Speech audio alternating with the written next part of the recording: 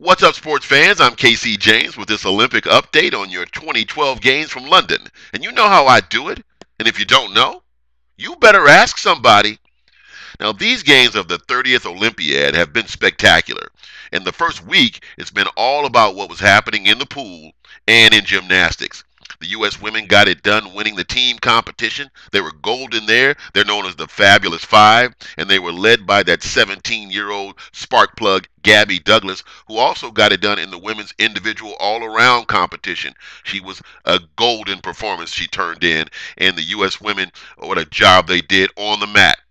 Now, when you go to the pool, there's only one name, two words: Michael Phelps, the greatest Olympian, the most storied and most decorated Olympian in the history of the Olympic Games, ends a incredible career with 22 overall medals, 18 of them gold, and he went out riding a wave in fine fashion as he was part of that 4 by 100 freestyle relay team that won gold for the U.S. just the other day. And Michael Phelps can ride off into the sunset knowing that he is the greatest Olympian ever, and his accomplishments and what he has done in the pool will never be duplicated, and no one will even come close to the kind of performances and winning the medals and the number of awards that Michael Phelps has won in his career. And I don't care whether it's in the pool, on the track, or in any other Olympic sport, no one will come close to the greatest Olympian ever, Michael Phelps. Now, our Olympic swim team is in good shape, though.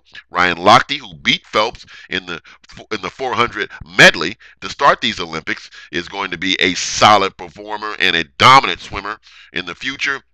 And how about that 17-year-old teenager, Missy Franklin, who won 5 medals in these Olympics, including 4 gold? So I think the U.S. swim team is in good shape going forward in future Olympics. Serena Williams, I mean, she is maybe the greatest singles and individual women's tennis player of all time. 14 Grand Slams. I mean, how much she's dominated tennis in these last few years, coming back from injury and illness.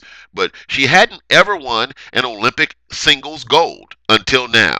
She won the Grand Slam in women's tennis, winning all 4 of the major tennis events, and then she now has added the Golden Slam as she won gold in these Olympics here in London on the same court that she won Wimbledon just about a month ago, and she did it as she just torched Maria Sharapova, beating her 6-love 6-1 to win the singles final, and then she added a doubles gold medal with her sister Venus to her trophy case. So mad props to Serena Williams getting it done both in singles and doubles and adding that to her Grand Slam victories.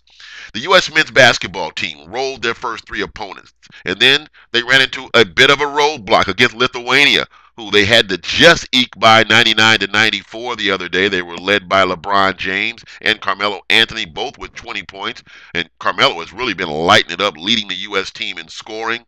And U.S. also had a bit of trouble with Argentina, and Argentina has guys like Manu Ginobili and Luis Scola.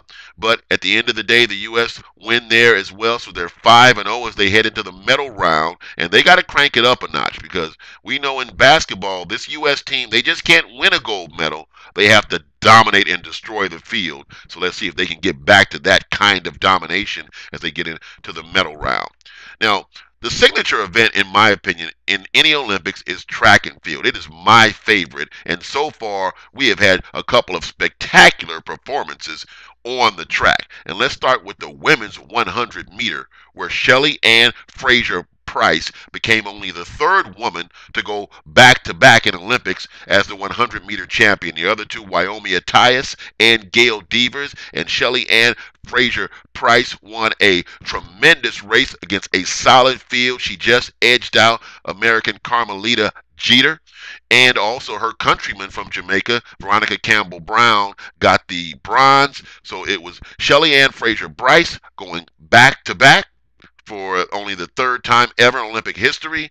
Carmelita Jeter got the silver, and Veronica Campbell Brown of Jamaica got the bronze. And then we go to the men, and when you talk about men's track and field, there's only one guy you can bring up, right?